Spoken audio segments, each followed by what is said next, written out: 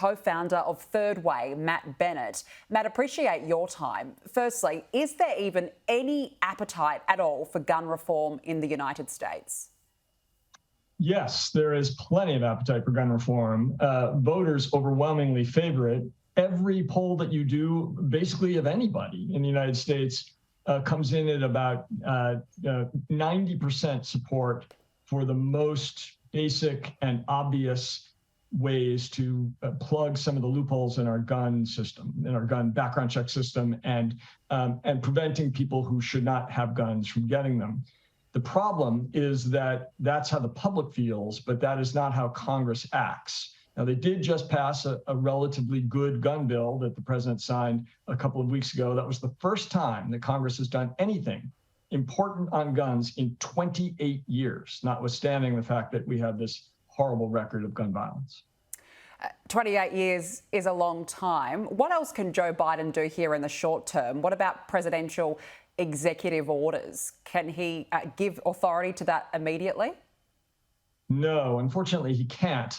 When Joe Biden was the vice president, President Obama tasked him with coming up with all the things that the president could do without Congress to prevent gun violence, because that was right after the Sandy Hook tragedy that took the lives of 20 first graders and 6 adults.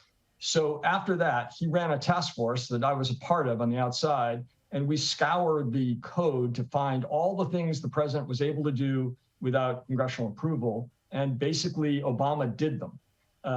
Trump undid some of them, Biden redid them, but there's not much more to be done. What has to happen is that Congress needs to act again.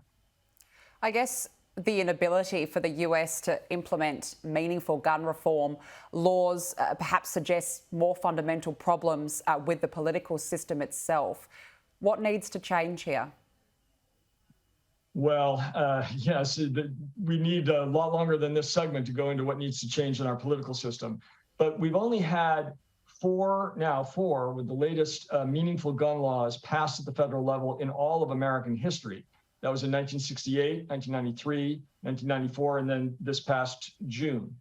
In each case, Democrats controlled both the House and Senate and the White House. So really what we're saying is we need Democrats to be in charge and have big enough majorities to pass meaningful gun reform.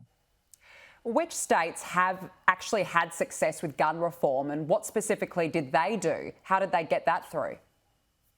Well, they're hamstrung now by a Supreme Court that is aggressively interpreting the Second Amendment to our Constitution.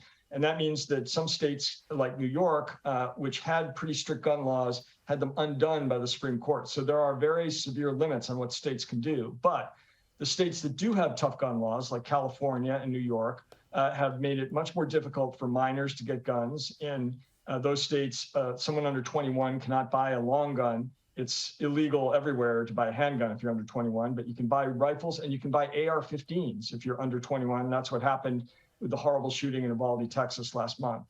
So those kinds of laws, there are laws on the books to make it possible for loved ones to have guns temporarily removed from the home if they fear that the person could become violent. Those are the kinds of things states can do, but without federal action, it's very difficult to make a meaningful impact.